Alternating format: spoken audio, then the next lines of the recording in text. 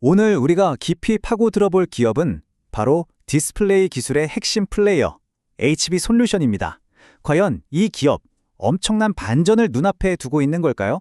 오늘 그 가능성을 샅샅이 분석해 보겠습니다. 이게 바로 지금 HB솔루션을 둘러싼 핵심적인 딜레마입니다. 자, 그럼 본격적으로 한번 들어가 볼까요? 먼저 현재 상황부터 짚어보겠습니다. 이 그래프 하나가 HB솔루션의 상황을 아주 명확하게 보여주는데요. 2025년에 영업이익이 한번 푹 꺼졌다가 2026년에는 아주 강하게 반등할 걸로 예상이 되죠.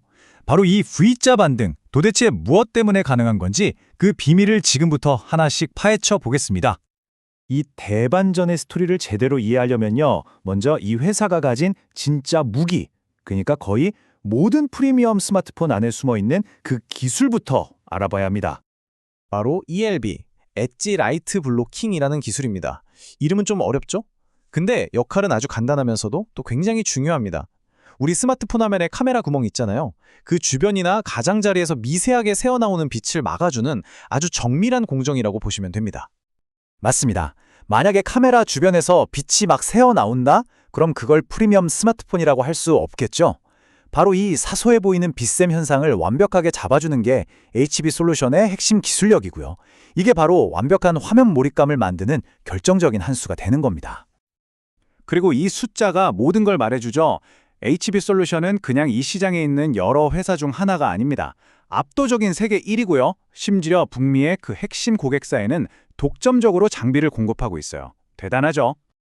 아니, 이렇게 잘 나가는 세계 1위 기업인데 2025년 실적은 왜 갑자기 꺾이는 걸까요?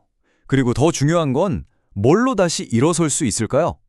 자, 다음 장에서 그 실마리를 한번 찾아보겠습니다. 가장 큰 게임 체인저는 바로 이겁니다.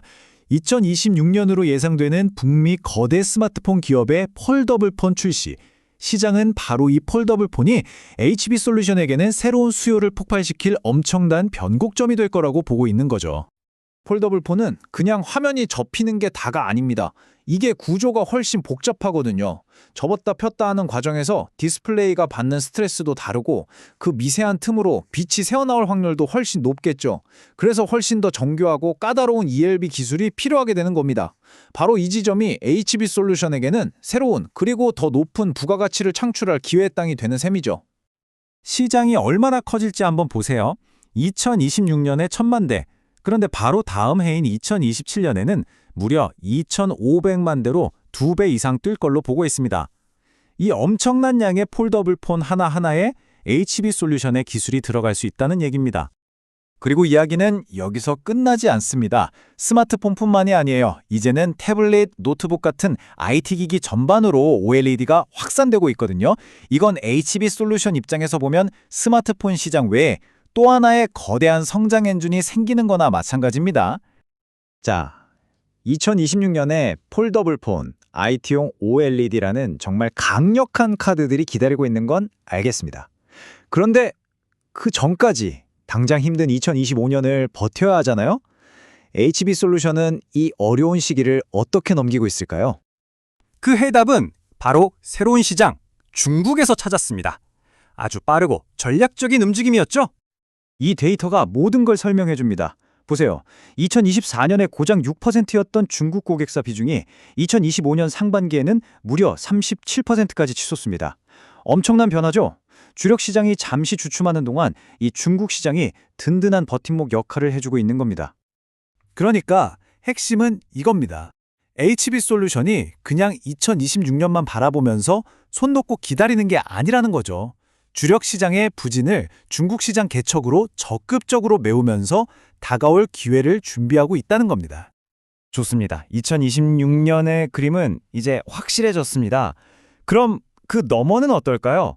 HB솔루션은 이미 다음 단계를 준비하고 있습니다. 전략은 아주 명확하고 논리적입니다. 먼저 자신들이 가장 잘하는 디스플레이 도프 기술을 완전히 마스터하고요. 그 다음엔 이걸 다른 디스플레이 영역으로 넓힙니다. 그리고 최종 목표는 이 독보적인 기술을 가지고 훨씬 더 큰 시장인 반도체 패키징 시장에 진출하는 거죠. 물론 아직은 초기 단계입니다. 하지만 만약 이 반도체 후공정 시장에 성공적으로 안착하기만 한다면 이건 정말 어마어마한 장기 성장 동력이 될 수 있습니다. 디스플레이 시장의 변동성에서 벗어나 안정적인 성장을 이룰 수 있는 새로운 길을 여는 셈이죠. 자, 그럼 지금까지의 내용을 한번 정리해 볼까요? 이 모든 조각들을 맞춰서 큰 그림을 한번 보겠습니다. 기회와 리스크를 나눠서 보면 이렇습니다. 가장 큰 기회 요인은 역시 2026년 폴더블 폰과 IT용 OLED 확산이라는 강력한 모멘텀입니다.